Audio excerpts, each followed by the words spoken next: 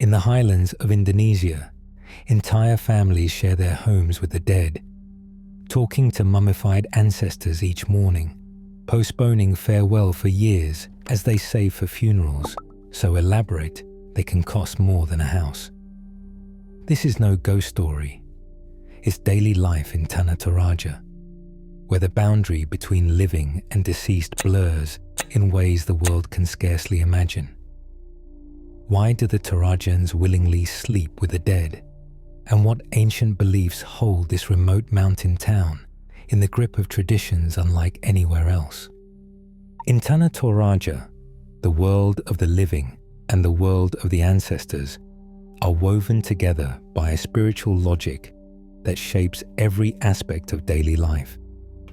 At the heart of this worldview is Aluk Todolo, the way of the ancestors, a belief system older than the churches that now dot the hillsides. According to Aluk Todolo, death is not a sudden departure, but a drawn-out passage.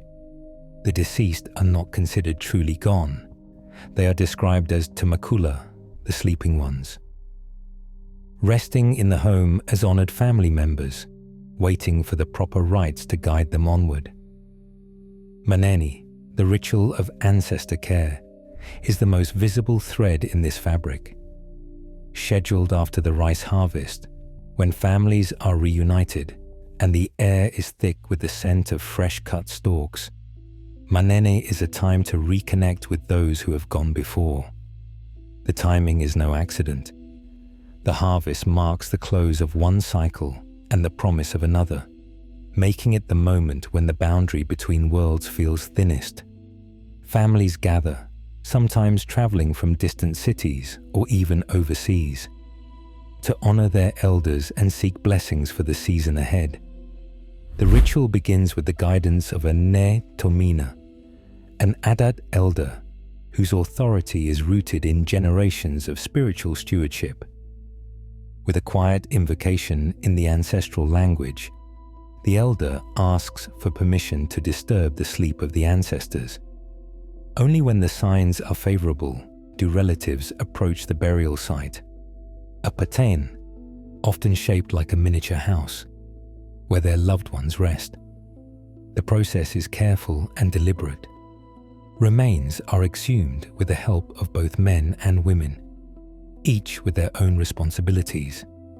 The bodies are cleaned, old garments are removed, and new clothes, sometimes hand-sewn, sometimes chosen for their color or symbolic meaning, are gently fitted. The care shown is not unlike that given to a beloved grandparent dressing for a festival. Jokes may be exchanged, stories retold, and affectionate nicknames whispered, as if the ancestors are simply getting ready for an outing. Once dressed and refreshed, the ancestors are carried through the village, meeting neighbors and kin who greet them as if welcoming home a traveler. Children are introduced to great-grandparents they never met in life, learning the family's stories face to face. The ritual is not a spectacle for outsiders, but a private reunion, a renewal of bonds that stretch across generations. When the procession ends, the ancestors are returned to their resting places, wrapped in new garments and surrounded by offerings of food and betel nut. The ceremony closes with a communal meal at the Tongkonan, the ancestral house, where prayers and laughter mingle in the smoky air. For the Torajan people, Manene is not an act of mourning, but a celebration of continuity. The ancestors are not relics or memories. They are active members of the household, consulted on important decisions and included in daily routines. The belief that the dead are only sleeping until their final send-off allows families to keep their loved ones close, sometimes for years, until the proper funeral can be arranged. In this way, the boundaries between past and present, living and dead, are softened, making Tanah Toraja a place where no one is ever truly alone. Inside the wooden walls of a Torajan Tongkonan, the rhythms of life and death are inseparable. Each morning, A grandmother prepares coffee for her late husband, placing a cup on the small table beside his bed. She wipes the dust from his cheeks with a soft cloth, smoothing the lines of his face as she did for decades. He lies dressed in a crisp batik shirt, hands folded, hair combed by the eldest granddaughter before school. The air holds a faint trace of formalin, a chemical now favored over older herbal mixtures of betel leaf and tobacco. This pungent scent mingles with the aromas of breakfast and incense, a reminder that preservation is both science and devotion. Formalin injections, administered by a local specialist or, sometimes, a trusted uncle, slow the body's decay. Dried leaves are tucked nearby to mask the sharpness, but the family insists that the old ways, herbs and daily cleaning, still have their place. Care is divided by tradition and necessity. Women handle the intimate tasks, changing clothes, gently washing the face and hands, sewing new garments for special occasions. Men manage the logistics, ordering formalin, lifting the body when needed, keeping watch over the household's finances as funeral costs loom. The eldest son consults his father before important decisions, speaking aloud as if the advice might still be heard. Children are not kept away. The youngest granddaughter sometimes sits beside her grandfather, fixing his collar or telling him about her day. She admits it felt strange at first, but now she cannot imagine the house without him. For her, he is as present as any living relative. Meals are served with care. The family places rice and meat before the sleeping one at mealtimes, believing that even in this state, the dead require nourishment and respect. On holidays or family gatherings, relatives gather around the bed, sharing news and laughter. Stories of past harvests and childhood mischief flow freely, directed toward the ancestor as if inviting him to join in. In these moments, grief is softened by routine. The dead are not hidden or feared. They remain part of the household, their presence shaping daily life. This period of waiting can last for months or even years. The cost of a proper funeral, often many times the family's annual income, means that the body is kept at home while relatives save, borrow, or receive remittances from kin working in distant cities. The financial strain is real, but so is the comfort of keeping loved ones close. For the Torajan family, living with the sleeping dead is not a burden, but a duty and a privilege. It is a way to honor the past, care for the present, and prepare for the day when the final journey can begin. Sunday morning in Rantapau begins with the sound of church bells, but the paths leading away from the steeple wind toward the Tongkonan, where ancestral spirits are never far from the living. In Tanah Toraja, nearly 90% of the population now identifies as Christian, yet the old faith, Aluk Todolo, remains the silent partner in every rite of passage. For most families, faith is not a matter of either or. The question is not whether to honor the ancestors or Christ, but how to do both, often within the same ceremony. A funeral for a respected elder draws both the local pastor and the Adat council to the family's courtyard. The pastor, in a black cassock, opens the proceedings with a prayer and a reading from the Gospels. The congregation sings a hymn, voices rising above the bamboo rooftops. Then, as the echoes fade, an Adat elder steps forward. He speaks in the language of the ancestors, invoking the spirits and calling for their blessing on the journey ahead. The service continues in this rhythm, psalms followed by ancestral chants, incense mingling with the scent of burning coconut husks. Each ritual leader respects the other's turn. There is no formal script, only a shared understanding that both traditions must be honored to satisfy the needs of the living and the dead. Anthropologist Roxana Waterson describes this as a form of pragmatic coexistence. In her words, many Torajans see no contradiction in attending Sunday service while hosting manene or rambu solo rites, as both are central to family and communal identity. A local pastor echoes this view, recalling a recent funeral where he and the Adat elder met privately before the ceremony. They agreed on the order of prayers and sacrifices, mindful that neither side should overshadow the other. For the family, the presence of both leaders affirms their place in the community, faithful to Christ, loyal to their ancestors, and bound by the social debts that define Torajan life. The blending of traditions is not always seamless.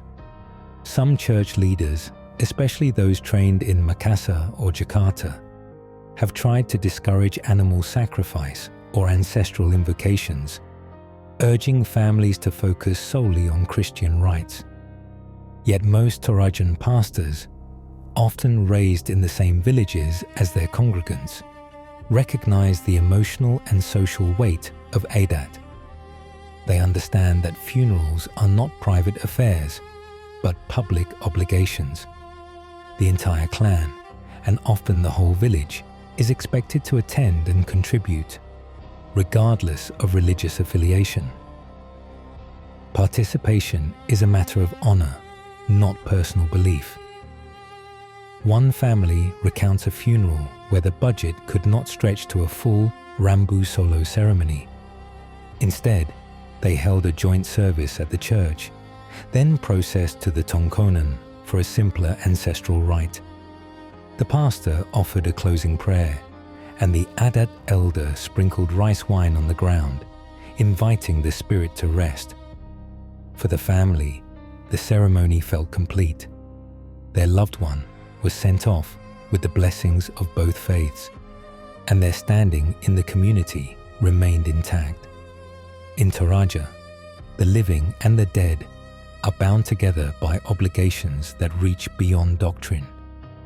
Whether the prayers rise from a church pulpit or the shadow of a Tongkonan, the goal is the same: to honor the past, unite the present, and secure the future. Faith is not a dividing line, but a shared language for negotiating the journey between worlds. At the heart of every Torajan funeral, the Rambu Solo ceremony unleashes a wave of urgency that sweeps through families, villages, and distant kin. The days leading up to the event are a race against time and rising prices. In the markets of Rantapau, the air is thick with the sounds of bargaining and the lowing of water buffalo. Brokers pace between pens, phones pressed to their ears, tracking herds as far as Palopo and Makale.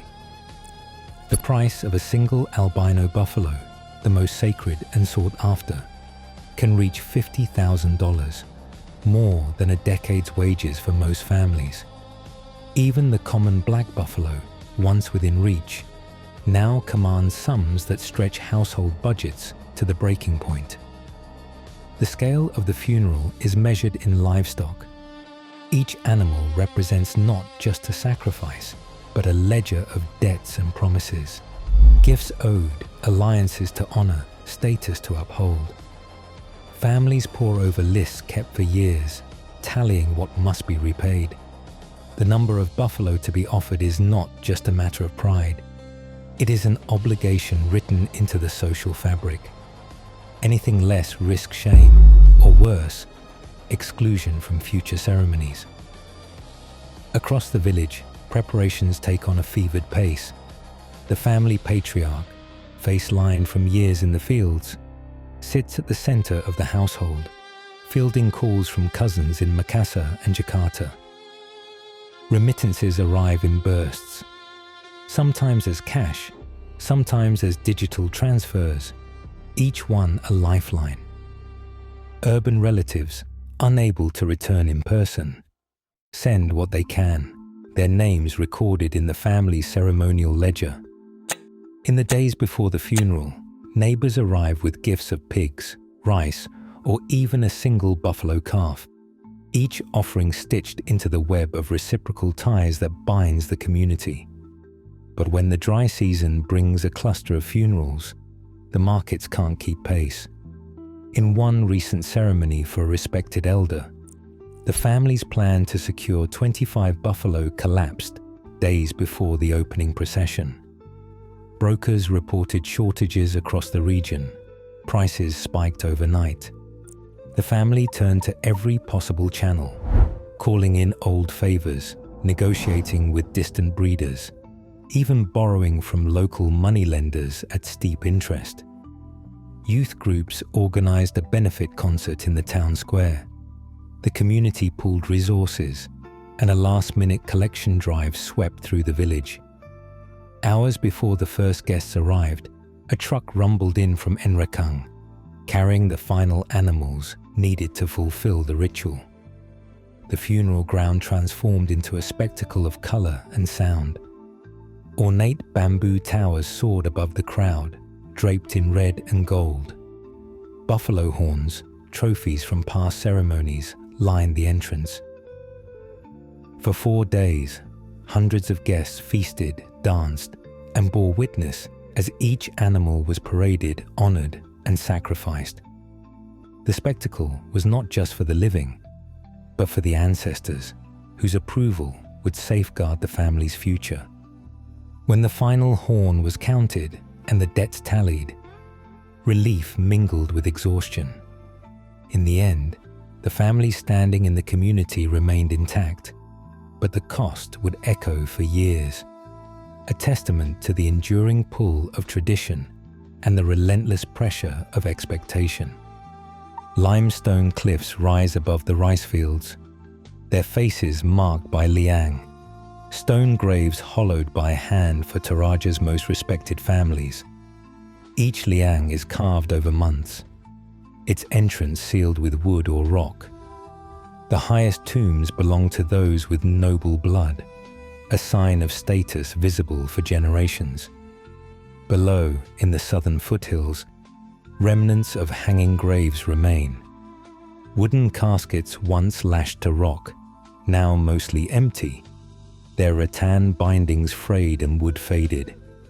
These graves recall a time when the dead lingered between earth and sky, their memory suspended above the living. From balconies cut into the cliff, Tau effigies stand watch. Each is shaped by a master carver who studies the features of the deceased, drawing from photographs and family stories. The work begins with a ritual offering, seeking ancestral blessing. Only families with noble lineage or ancestral rights may commission a Tau, and the choice of wood, often jackfruit, reflects both tradition and durability. Over weeks, the carver brings out the likeness, the tilt of a head, a familiar scarf, a favorite ring.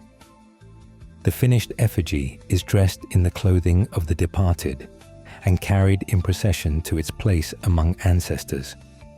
Laka Lamen, one of the last master carvers, calls his work both privilege and responsibility. He refuses to sell Tau to tourists, insisting they are guardians of lineage, not souvenirs. For families living abroad, he sometimes adapts the features to reflect mixed heritage, blending tradition with change. Each Tau stands as a marker of identity and memory, carved into wood and stone. Tour buses idle on the outskirts of Rantapau, their windows filled with faces eager for a glimpse of tradition.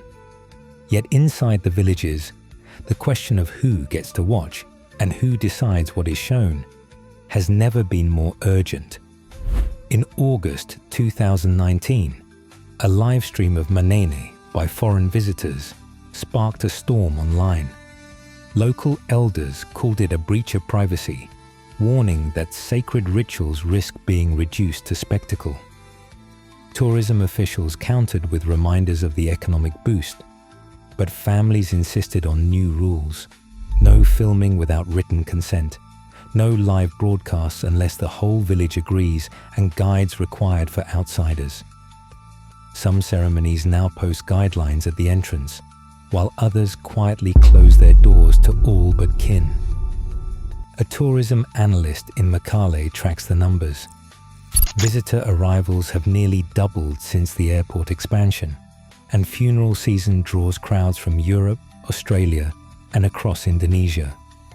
The analyst points to new community protocols, permits for filming, mandatory guides, and a portion of fees directed to village funds.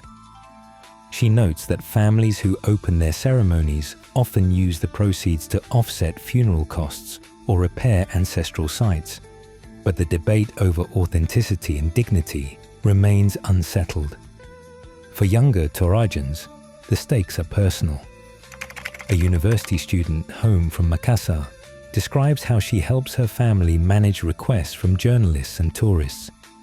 "We want people to understand our culture, but not to treat it like entertainment," she says.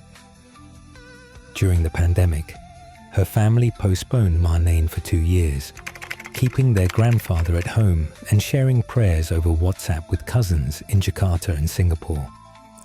Digital funerals, diaspora remittances, and online organizing are now part of the ritual toolkit. She and her friends talk about ways to protect what matters, drafting consent forms, setting boundaries, and when needed, saying no. The future of Toraja's living cemetery will be shaped as much by these choices as by the rituals themselves. In Tanah Toraja, more than 90% of the population now identifies as Christian, yet families still observe centuries-old Manene rituals, exhuming and honoring their ancestors in cycles that can span generations. The evidence shows how Aluk Todolo beliefs endure, shaping daily routines, funeral obligations, and the construction of cliffside graves and Tau effigies. But the records also reveal mounting economic pressures. Funeral ceremonies can cost tens of thousands of dollars, and a single albino buffalo may reach $50,000. While community guidelines now address live streaming and tourist access, questions about cultural preservation versus commodification remain unresolved.